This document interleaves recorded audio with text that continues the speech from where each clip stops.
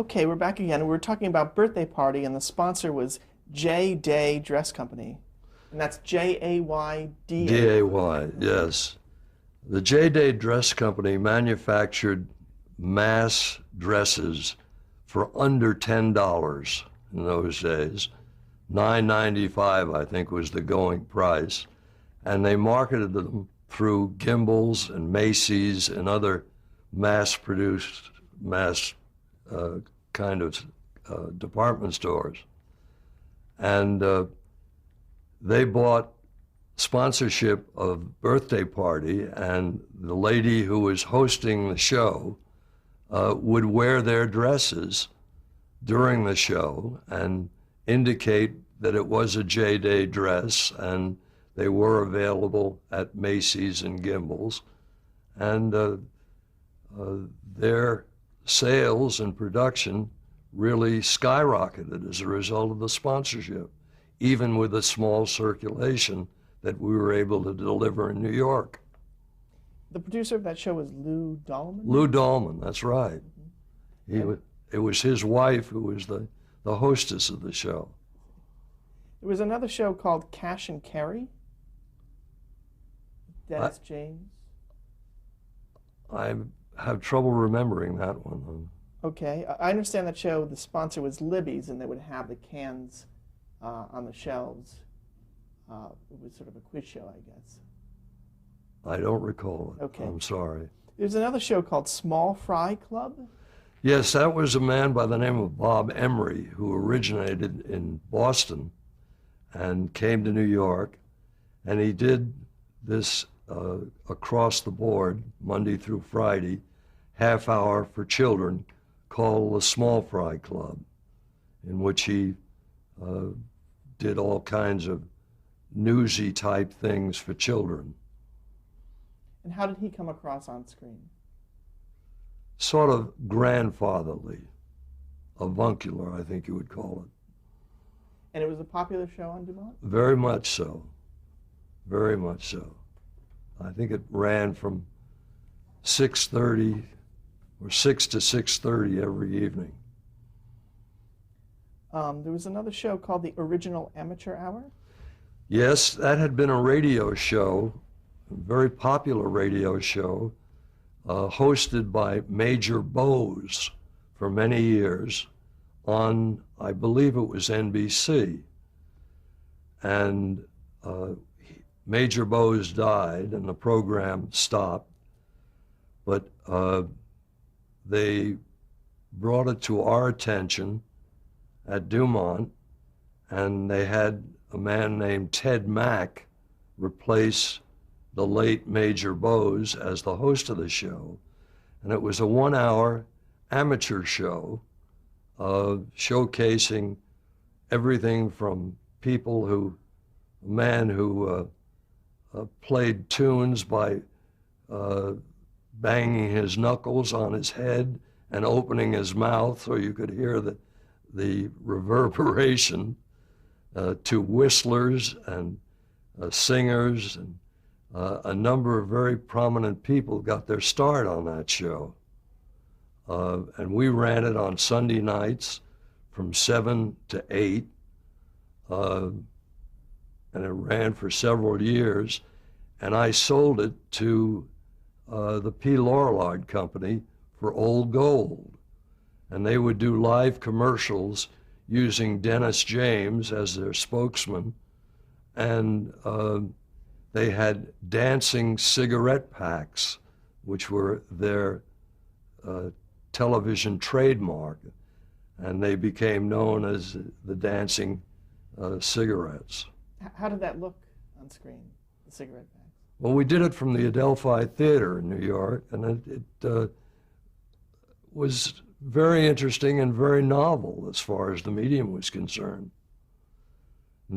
As I say, the show was very popular. So who was in the costumes that were doing these? Young ladies who were trained dancers, and they would wear these boxes. You wouldn't see their faces. The boxes would kind of prance across the stage. You just see the legs sticking out? Yes, that's all you saw of the lady was her legs. Now, when you were translating the show from radio to television, did a lot of the same things that were on the radio show appear in the television show? Oh, very much so. They had a thing called a gong, where if the act was so bad that it couldn't be watched, the master of ceremonies, in this case Ted Mack, had a gong that he'd pull a string and it would sound like a trolley car clang, and the act would be hooked off the stage. And there was a Wheel of Fortune, what was that? As I recall, it was a quiz show, but I don't recall the details of it. How was the original amateur hour eventually was lured away by other networks? How did that happen? Very interestingly, the man who had been Major Bose's manager when he was alive and who had presented the show to us, his name was Lou Goldberg, came to Dumont after the show had been on, I believe, about 3 years. And he came to the man who was then the head of the Dumont broadcast division, his name was Lawrence Phillips, and said he had the opportunity to move the show to NBC and get better station clearance. Even though Dumont had a contract, he would like to be released from the contract. And Phillips, in his naivete, said, "Oh, sure, go ahead." And we lost the show. And there was no reason for our losing it. He took not only the show, but our sponsor, Old Gold, with him when he went to NBC with it. Now, why was he under the impression that you were losing networks, losing stations, I mean? Well, I've forgotten how many stations we were able to clear for the show. It might have been in the neighborhood of, as the show, in later years, toward the end of the show, 30 to 40 stations. But NBC had the ability to clear a lot more because of their affiliation agreements with single station markets and dual station markets, where they had a basic affiliate who would clear any program that they offered. So they could put the show on maybe 40 or 50 stations, where we were limited to maybe 30 stations. Plus the fact they offered him, as a result of being able to clear more stations, they offered Goldberg a higher program price than we were able to pay because they could amortize it over more stations. So you actually had the power, they had a contract that you could have forced them to stick to. Absolutely. I never forgave Mr. Phillips. At that time, I was on a commission basis in my sales, and as you can imagine, the original amateur hour with Old Gold as a sponsor on 30 stations, the commission was fairly hefty. I believe I got 10% of the time cost that the advertiser paid. And it suddenly went out the window because Mr. Phillips decided to give it away. There was another show called Fashions on Parade. Yes, that was an interesting show. That was a show that was underwritten by 8 or 10 very prominent fashion manufacturers and fashion accessory manufacturers, upscale dress companies like Seal Chapman at that time and several others, and accessories like Koblenz bags, which was very popular at that time. They paid for the mistress of ceremonies and the cost of the show, and supplied the show gratis to Dumont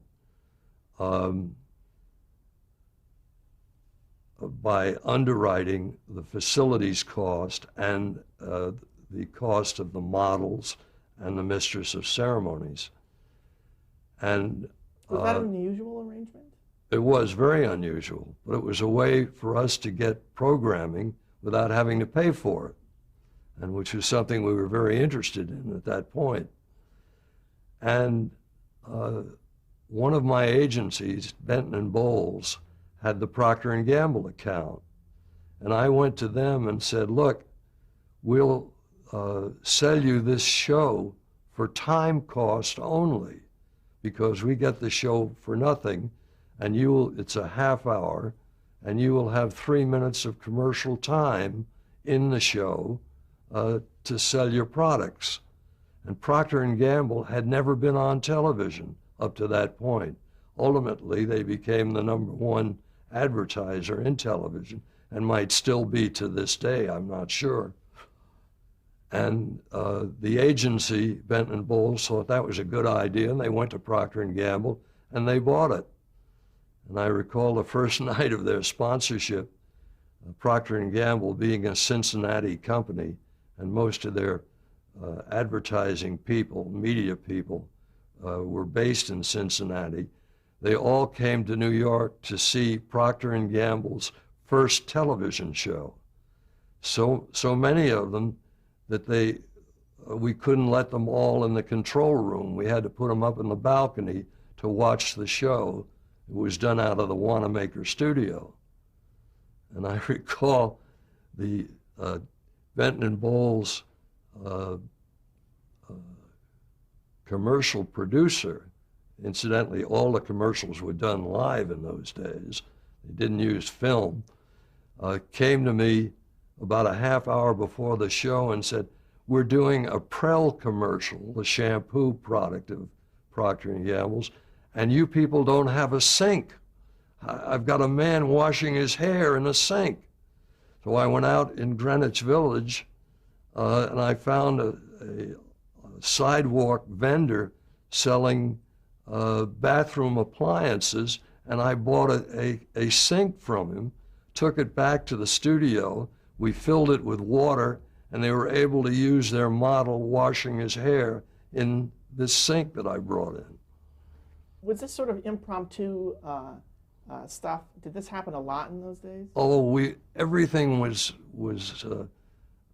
fly by night, if you will, in those days. I recall early on, I was sitting in the control room watching the TD switch cameras, and all of a sudden he had 2 cameras on at once. This was in a rehearsal, and he turned to me and said, look at that. We're looking at 2 cameras at once on the screen, one overlaying the other. And for the first time, they were able to do a dissolve from one camera to another. And this had never been done before. I mean, this was strictly bootstrap kind of television. So by that accident, they figured out? They figured out they could dissolve from one camera to another by having 2 cameras on, turning one down and bringing the other up. It had never been done before. Do you remember what show that was or anything about it? What? What show that was on or anything like that? No, it was a rehearsal. I've forgotten. Oh. It might have been on Captain Video. Mm-hmm. I'm not sure. That's the next show I'd like to ask you about. What was that show? That was a 5 half-hour show for children that followed the Small Fry Club, and it used film clips of Western movies. And it was supposedly, Captain Video was a man who operated in a space capsule, and he would cue these films in and talk to the children. He was in uniform, and he had an assistant who was called the Video Ranger, who he would talk to, and they would fill their time during the show with these short film features, or westerns, or sports shorts, any kind of short films that we were able to lay our hands on that could fill out the show. So was that a money budget situation? Oh, it was a very cheap show to do. We had two characters, and we bought the films very cheaply from distributors. But I sold that show personally, again to Benton and Bowles for General Foods. They bought 5 half hours a week, the first time that had ever been done with a sponsor, to buy 5 half hours of evening time. What were the commercials like for that? They were done mostly for those remember now were film commercials, and they were done for Post cereals. They were the General Foods product that carried the shows. And how was it geared toward children, the ads? Well, the Captain Video was a character who appealed to children, and the short films that we showed were all juvenile type films. We used things like, if you recall, way back then, on Saturdays, most theaters had children's programs in the motion picture theaters.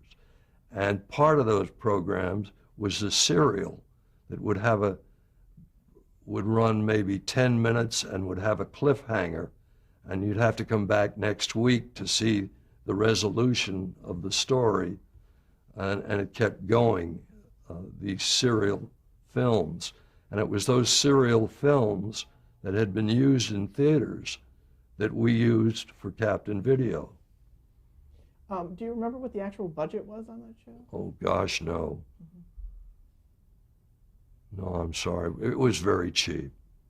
And there were a couple of guys who played Captain Video. The first one was Richard Coogan, and the other one was Al Hodge. What do you remember about those two guys? Well, Coogan got a better offer from somebody. I think he went to ABC, and Al Hodge came in and took over, and Al did the show for several years, right to its conclusion. He was just a big, good-looking guy who was an actor. Do you remember any merchandising that was done for that show? There was Captain Video merchandise, but I've forgotten whether or not it was successful. The next show I'd like to ask about is a show called Magic Cottage. Magic Cottage was a children's show also. Actually, it ran before Small Fry Club. It had a hostess whose name was Pat Michael, and she was the wife of a man who became a prominent Hollywood television director by the name of Hal Cooper. And he was the producer of the show, and she was the talent, which was very often the case. You'd use your wife or your daughter or anybody you could get to work cheap to do your shows. And the show was a very charming show. She talked to the children and she showed them visual things. And I believe she had several children on the set with her that she would talk to and instruct. Did your children ever appear on? Pardon? Did your children ever appear on television? Did you have children? And my children? Yeah. No. I think at one point I got them on the Howdy Doody show on NBC, but I don't think they ever appeared on Dumont. Okay. What about a show called Charade Quiz? Charade Quiz was a quiz show done with charades that was hosted by Bill Slater, who had been a very prominent sports announcer. As a matter of fact, he'd done the Yankee baseball games for us. And incidentally, what people don't remember, the Yankees had a football team, professional football team in those early days, and we carried the Yankee football games, and Bill Slater did the play-by-play on those football games. But Charade Quiz went on for possibly 2 years, and it was a fairly popular game show where actors played the charade game, where one group would have to guess what they were doing when they created the charade. And can you talk a little bit about the sponsorship? Wheeling drugstores did the sponsorship? I sold that show to Whalen drugstores, and they were a member of a national drug chain association, and they showed the show to their membership at one of their conventions, and they got the idea that why don't we have a show that we can network to various cities and have a different drug chain who are members of this association be the sponsor in each of those cities, like Walgreens in Chicago, Cunningham in Detroit, Katz Drug in Kansas City. There was another drug chain down in Miami who were involved. But they said, we want a bigger show. We want something more fitting for our chain, our drugstores. So we created Cavalcade of Stars for them, which was an hour variety show, and featured initially Jack Carter as the comic master of ceremonies for the show, and presented all kinds of vaudeville acts in the hour with an orchestra, singers, dancers, a total variety show. And we, as I recall, initially we had that show transmitted to about 25 cities and a different drug chain in every city. We even kinescoped the show and sent it out here to Los Angeles, where the kinescopes were played under the sponsorship of Thrifty Drug. Ultimately, we got the telephone company put the coaxial cable, extended it all the way to Los Angeles, and we were able to feed the show live to Los Angeles. And the show went on for a number of years with a number of different MCs. But basically, they came up with a sponsorship pattern that ultimately took over all of television. It was the first time it had been done. They sold 1-minute commercials, 6 of them, and we were allowed 6 minutes of commercial time in an hour in those days. That's when the NAB code set the parameters of the amount of commercial time you could have in a time period. At night, it was 6 minutes to an hour and 3 minutes in a half hour. So they had 6 minutes of commercial time in Cavalcade of Stars, and they sold each minute to a different manufacturer who supplied products to their drugstores. For instance, Geritol had a 1-minute commercial, and each one of the drugstores, drug chains in these cities we sent it to, gave special promotions to the products that were sponsoring or paying for the 1 minutes in Cavalcade of Stars. And that meant that they paid for the program, and the drug chains paid nothing. The time and program were split between these 6 1-minute sponsors.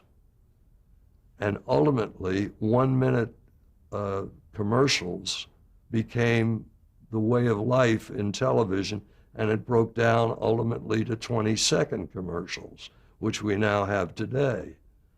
But that was the first show in which 1-minute sponsors were accommodated. Did you try to replicate this for other kinds of chains, like grocery stores or something? Yes, we did another series of shows, dramatic hours, for food chains. I've forgotten the name of the show, but it only lasted about one season. And Cavalcade of Stars, can you talk a little bit about the creation of the show? Who created it? Why was it an hour? And why was it called Cavalcade of Stars? Well, as a matter of fact, I named it Cavalcade of Stars because we were putting on all these acts, which were starring acts from vaudeville. I'm trying to remember something. We had name vocalist singers, and we also the show was just created sort of naturally as a vaudeville show was created for theaters. We really took it right out of that. We replicated what was done in a vaudeville show in an hour. And it got to be so popular with the manufacturers that the drug chain started a second show called Cavalcade of Bands. And both shows, Cavalcade of Bands was on midweek and presented each week a different name band. This was in the big band era, and we had big name bands like Xavier Cugat and his orchestra. I've forgotten some of the others. Artie Shaw, I believe, was on the show.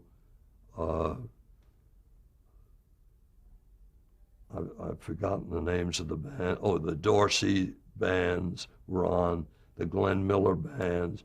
Each week it would be a different band, and it was called Cavalcade of Bands. And the same sponsorship pattern held for that. 6 manufacturers who gave products or sold products through these drug chains throughout the country sponsored the show, paid for time and program. Each paid 1/6. And they paid it to a company that they set up called Drugstore Productions. And that Drugstore Productions became our client at Dumont. You mentioned Jack Carter was the original host. That's right. What was he like on screen? Did he do his act, or he was just... Well, he would do a monologue at the top of the show, and then he would introduce the acts throughout the show, and he would sign the show off with a good night. Okay, we're going to at the end of the tape here.